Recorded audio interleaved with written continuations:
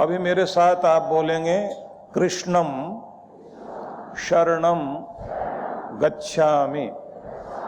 कृष्णम शरणम गच्छामि, गीता शरणम गच्छामि, योगम शरणम गच्छामि, ज्ञानम शरणम गच्छामि, धर्मम शरणम गच्छामि, सत्यम शरणम गच्छामि, ध्यानम शरणम गच्छामि, कृष्णम शरणम गच्छामि, गुरुम शरणम गच्छामि।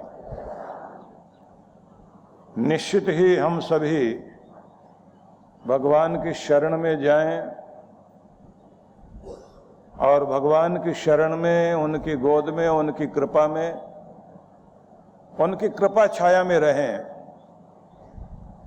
तो ये भी एक बात ध्यान देने की है कि भगवान की शरण, उनकी कृपा तब मिलेगी जो उन्होंने कहा उसे हम समझें, सुने, माने, और जो उन्होंने कहा वो उनका गीता है। तो इसलिए भगवान की शरण में चलिए तो गीता की शरण में भी चलिए। और जब गीता की शरण में चल रहे हैं तो गीता में एक चीज बहुत अधिक कही गई, योग, मिलन, कि मुझसे मिलो, मुझसे जुड़ जाओ। तुम बिछड़े हुए रह रहे हो, तुम्हारा मेल हो जाए मुझसे, मतलब हर पल तुम मुझे याद रखो और मैं तुम्हें याद रखूं। और ये ध्यान रखना, जिसको भगवान याद है तो शब्द को उलटिए, शब्द याद को उलटेंगे तो क्या बनता है? दया। तब वो क्या करता है? दया करता है। जब आप कहते हैं भगवान दया करो तो भगवान कहते हैं याद करो। तो अगर याद करोगे तो वो दया करेगा। और आप दुनिया का भला करोगे तो भला उलटिए, क्या बना? लाभ। भला करिए, लाभ पाइए। और बुरा करके आप कहें लाभ दीजिए, लाभ के बजाय फिर लात मिलती है। तो इसलिए भला करिए, लाभ पाइए, और याद कीजिए, दया पाइए। जब आप भगवान के कीर्तन में मस्त हो जाते हैं, आनंदित हो जाते हैं, तो कीर्तन शब्द नर्तकी बन जाता है। कीर्तन को उलटें तो बन गया नर्तकी। तो माया नर्तकी बन जाती है, आपके आगे पीछे नाचने लग जाती है कि आप भगवान में झूमने लग जाओ, और फिर सारी चीजें आपकी तरफ जो तुम्हें मिलना चाहिए वो नाचने लग जाएंगी। मतलब हर चीज आपके आसपास मंडराने लग जाएगी। अभी तक आप माया के पीछे भाग रहे थे, माया आगे आगे भाग रही थी। जैसे ही आप उल्टे सूरज की तरफ चलने लगे तो छाया जो पकड़ में नहीं आ रही थी वो पीछे पीछे आने लगती है। और अगर सूरज सिर पर आ जाए तो छाया पांव में आ जाती है। जिसकी जिंदगी में सूरज मतलब भगवान का प्रकाश उसके सिर पर है, गुरु की कृपा सिर पर है, तो माया छाया बनकर पांव में आ जाती है। सारी दुनिया दौड़ रही है एक दूसरे को यूज करने के लिए। सब लोग एक दूसरे को किसी भी तरह से यूज कर लेना चाहते हैं, इस्तेमाल करना चाहते हैं, ये मेरे काम आ जाए, और ढूंढते रहते हैं मेरे काम का कौन आदमी। अगर ये अच्छे बिजनेस वाला है तो इससे क्या फायदा, और अगर बड़ा ऑफिसर है तो इससे क्या लाभ ले लूं। और अगर कोई मिनिस्टर है, एमपी एमएलए मिनिस्टर है, तो लोग पहले सोचते हैं इसका इस्तेमाल कैसे करना है। हर चीज इस्तेमाल करने के लिए हम तैयार बैठे हुए हैं, और जो चीजें हैं दुनिया की उनको इकट्ठा करने के लिए बैठे हुए हैं। तो हमारे साथ एक मुश्किल हो रही है कि चीजों के, वस्तुओं के लालच में, उनके संग्रह करने के चक्कर में, जिनके पास ज्यादा हो गया उनको अहंकार, जिनके पास है नहीं उनके मन में निराशा, जो बराबर वाले हैं उनके पास थोड़ा ज्यादा हो गया तो ईर्ष्या, और जो आपको चिढ़ा रहा है कि देखो तुम कितने पीछे और मैं कितने आगे, तो उनको देखकर निंदा चुगली। तो सारी दुनिया की चीजों को हम इकट्ठा करने में और काबू करने में लगे हुए हैं। मेरे काबू में आ जाए, मेरे तिजोरी में बंद हो जाए, मेरे कमरे में ये बंद हो जाए, ताला लगा के रख लूं। याद रखना, हम दो काम बहुत उल्टा कर रहे हैं। चीजें मिली थी यूज करने के लिए, और रिश्ते मिले थे प्यार करने के लिए। तो इंसान के प्रति, जीव के प्रति प्रेम करिए, और जो ये निर्जीव चीजें हैं, जड़ चीजें हैं, जो वस्तुएं हैं, इनके प्रति प्यार नहीं, इन्हें इस्तेमाल कीजिए। दुनिया की चीजों का इस्तेमाल करके आगे बढ़िए, इन्हें जोड़ जोड़ कर, रख रख कर, दूसरों के लिए छोड़कर मर भी जाएंगे, और इनके लिए गुनाह करते करते अपनी आत्मा को कलुषित कर लेंगे। तो समझ में आया कि यूज करना था, इस्तेमाल करना था, प्रयोग करना था, उपयोग करना था वस्तुओं का, संसार का। हमने शुरू कर दिया लोगों का इस्तेमाल करना। लोग हमारा इस्तेमाल कर रहे हैं। चीजें इसलिए हैं कि इनका इस्तेमाल करके आगे बढ़ो। गाड़ी मिली है, बैठो और आगे चलो। गाड़ी को पकड़ के मत बैठ जाओ। आपके पास जो भी कुछ है उसका आनंद लीजिए, उसको सिर दर्द मत बनाइए। तो क्या करना होगा? घर है, घर का सुख लीजिए। गाड़ी आपके पास है तो गाड़ी का सुख लो। क्या सुख लेना है? कभी कभी गाड़ी वहां भी ले जाओ ना, भगवान के दर्शन हो, सत्संग ज्ञान मिले। कभी प्रकृति के बीच जाइए, कभी अपनों के साथ जाकर थोड़ा समय बिताकर आइए, और कभी कभी सेहत के लिए जाइए। हम चीजें इकट्ठी करने के लिए ये कमा लूं, वहां से ही कुछ मिल जाए, ये मिल जाए, और गाड़ी जा रही है हॉस्पिटल, गाड़ी जा रही है कोर्ट कचहरी, गाड़ी जा रही है चमचागिरी करने के लिए, किसी के आगे पीछे चक्कर काटने के लिए। तो अपनी वस्तुओं का ठीक से उपयोग करना सीख जाएं।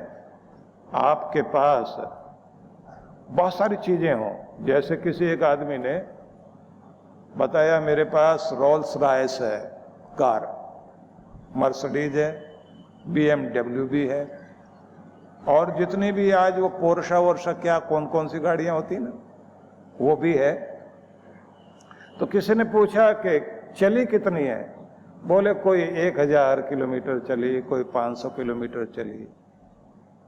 मतलब टाइम ही नहीं होता बैठने के लिए।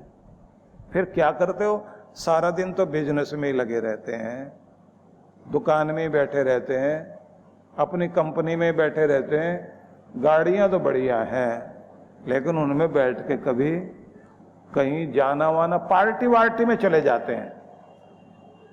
जब कोई बड़ी पार्टी होती है तो बड़ी गाड़ी निकाल लेते हैं दिखाने के लिए कि हाँ साहब जो है, और उसे बोलते हैं मेन गेट पर ले जाके वहीं रोकना और ऐसे दरवाजा खोलना। दिखावा तो हो गया, लेकिन उसका आनंद नहीं ले पाए। जरा सोचिए, बहुत बड़ा स्टार था अपने टाइम में चार्ली चैपलिन। इंग्लैंड में उस आदमी ने बहुत नाम कमाया, यूरोप में नाम कमाया, फिर पूरे विश्व में नाम कमाया, पैसा कमाया, नाम भी बहुत हो गया, पैसा बहुत हो गया। तो मां के पास आकर बैठा देख माँ आज मैं कितना बड़ा आदमी हो गया, इतना बड़ा नाम, इतना बड़ा पैसा, इतना बड़ा मकान, इतनी बड़ी चीजें, आज मेरे पास इतना हो गया है, अनेक पीढ़ियां बैठकर खा सकती हैं। तो मां जो है सबकी बहुत बोली और ज्यादा जानकार तो होती नहीं, लेकिन फिर भी उसकी बातें बड़ी अलग तरह की होती हैं। उसने कहा कि देख बेटा, सुख के साधन तो बहुत हो गए, लेकिन सुख भोगने के लिए तुम्हारा शरीर भी उस लायक है या नहीं है? जो तुम्हारा शरीर है, तुम्हारी बॉडी है, तुम्हारी हेल्थ है, तुम्हारे रुपए पैसे का सुख भोगने लायक है भी या नहीं? या तुम्हारी दौलत तुम्हारी बीमारी में काम आएगी या तुम्हारी खुशी के काम आएगी? अपना शरीर का ध्यान रखता है क्या? मां की बात सुनते ही चुप हो गया और उसने कहा मां ये तो मैंने कभी सोचा ही नहीं, जिसके लिए ये चीजें हैं मैं उसका तो ध्यान रख ही नहीं रहा। मेरे लिए चीजें हैं, सबसे पहले मुझे अपने को बचाना है या चीजें बचानी है? सबसे पहले खुद को बचाइए, अपनी नींद को बचाइए, अपनी मुस्कुराहट को बचाइए, अपने रिश्तों को बचाइए, अपनी जिंदगी को बचाइए, तब तो आप ठीक जी रहे हैं। नहीं तो आप भागे दौड़े घूम रहे हैं, किस लिए? अपने को तो नहीं बचा पाए, अपनों को तो नहीं बचा पाए ना, अपनों के लिए। और कहता क्या आदमी, मैं किसके लिए दौड़ रहा हूं, मैं किसके लिए कमा रहा हूं, तुम्हारे लिए तो कर रहा हूं। और पत्नी क्या कहती है, मुझे नहीं चाहिए इतना, आप 2 मिनट बैठो तो सही। बच्चे कहते हैं कि कमा तो हम लेंगे लेकिन हमें कभी टाइम तो दो।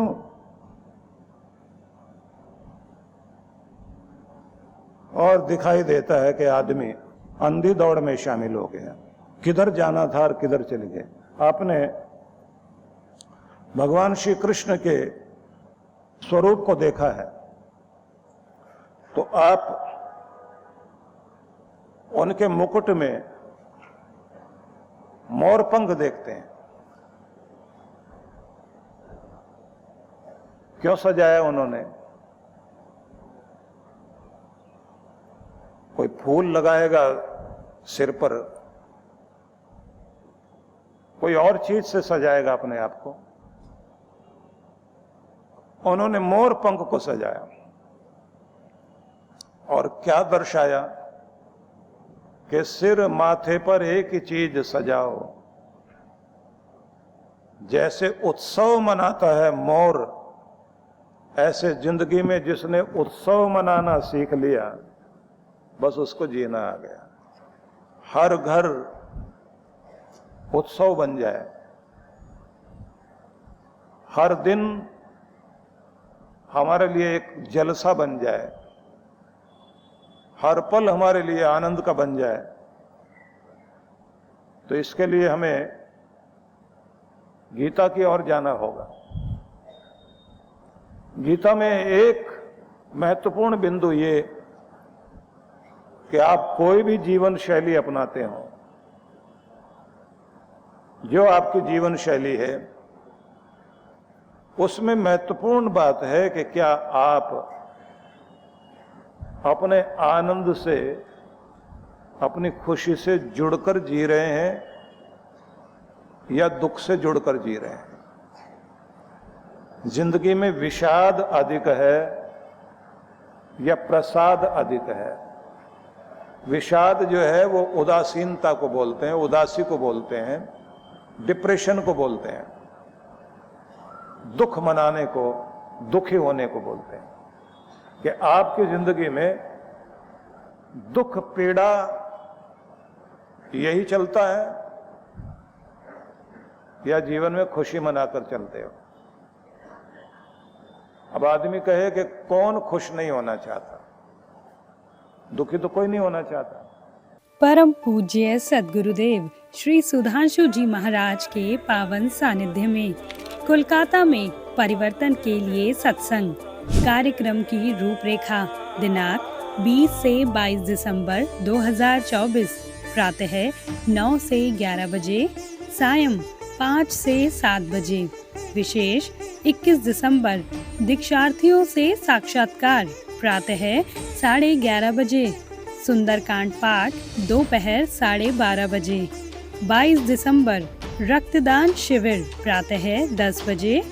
गुरु मंत्र दीक्षा, प्रातः 11:30 बजे। स्थान science city auditorium, Topsia, Kolkata. आयोजक विश्व जागृति मिशन ट्रस्ट, कोलकाता। संपर्क सूत्र। आप सपरिवार सादर आमंत्रित हैं। परम पूज्य सद्गुरुदेव श्री सुधांशु जी महाराज के पावन सानिध्य में 4 दिवसीय विराट भक्ति सत्संग कार्यक्रम की रूपरेखा। दिनांक 26 से 29 दिसंबर 2024, सायं 4:30 से 7:30 बजे। विशेष गुरु मंत्र दीक्षा 29 दिसंबर प्रातः 11 बजे। स्थान ललित कला तोरणम, पब्लिक गार्डन, नामपल्ली, हैदराबाद। आयोजक विश्व जागृति मिशन, हैदराबाद मंडल। संपर्क सूत्र 9912183585, 9849128305, 9030025800, 9849017376। वृद्धजनों एवं जरूरतमंद भक्तों के लिए सत्संग स्थल पर व्हीलचेयर उपलब्ध हैं। आप सपरिवार सादर आमंत्रित हैं।